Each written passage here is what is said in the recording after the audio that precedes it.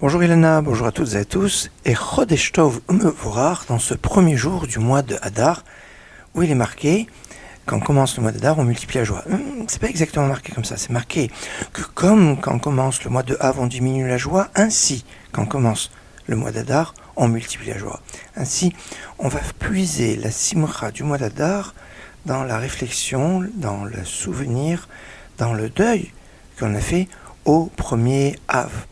Et on va essayer de faire exactement le contraire. Alors, au mois de Av, il y a le 9 Av qui commémore la destruction du temple, qui est le jour le plus triste du calendrier.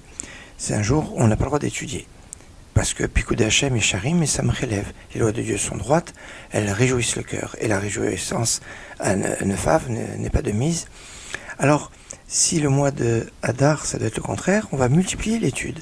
On va développer l'étude et encore plus se consacrer à l'étude. Ça sera déjà un premier point. Deuxième point, il y a un débat, est-ce que le premier Av, on mange la viande ou pas? Les Sfaradim en général autorisent, parce que c'est Rosh Chodesh, les Ashkenazim interdisent, d'après le Rizal, ils interdisent. Ça, on parle pour le premier Av, qui est une période de deuil. Mais quand le premier Hadar, la question ne se pose pas, on festoie, et on pourra manger de la viande, sauf ceux qui ne mangent pas de viande en dehors de Shabbat, mais ça c'est une autre histoire, et même il y en a qui ne mangent pas même Shabbat, mais ça c'est encore une autre histoire. Mais toujours est-il que c'est un jour où on peut boire un peu de vin avec modération.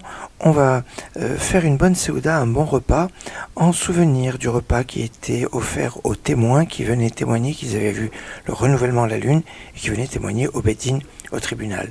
Alors aujourd'hui il n'y a pas de question, est-ce qu'on peut prendre la viande, pas prendre de la viande? On peut. Et en l'honneur de Rosh Chodesh, ça sera faire le contraire de ce qui se passe pour Rosh Chodesh Av. Rosh Chodesh Av, c'était la Iloula de Aaron à Cohen, Aaron, le grand prêtre.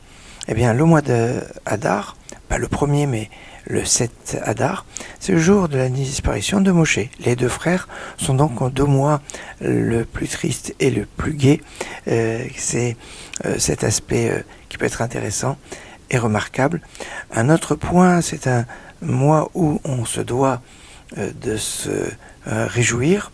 Rachid dit pour les miracles. Les miracles, évidemment, qu'il y a eu au mois de Purim, au mois d'Hadar, mais aussi en Nissan. Ça veut dire que quand on dit on multiplie la joie quand commence le mois d'Hadar, c'est pas que pour le mois d'Hadar, c'est dans la perspective de Hadar et Nissan qui arrive dans la suite.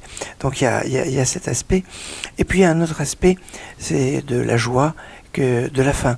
Remarquez que quand on parle de joie et de fin, qu'on est à la fois la fin et un début, puisque le mois d'Hadar c'est la fin de l'année liturgique, puisqu'on commence à compter les mois à partir du premier Nissan, à Chodesh Hazelachem Rosh Chodashim, ce mois sera pour vous le premier des mois, c'est le premier Nissan, donc le dernier, c'est le mois d'Hadar, et puisque on finit le mois d'Hadar avec la simcha de la Torah.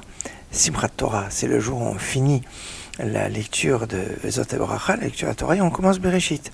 Alors voilà, cette dimension de la simcha, de la joie, on la retrouve dans la fête de Simchat Torah, dans une conclusion et un début.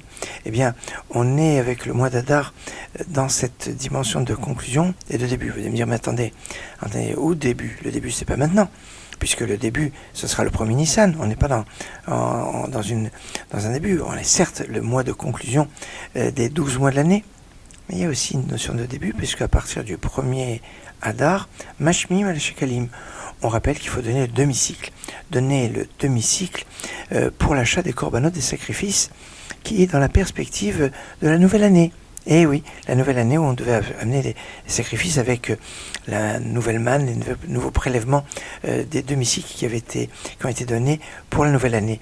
Alors, et ça, c'est à partir du premier Hadar. Alors, le premier Hadar, aujourd'hui, c'est les cycles, c'est la simcha, c'est la joie, c'est l'étude. C'est tout un programme fort, un programme d'étude, un programme puissant. Chodesh Tov Umevorach, excellente journée.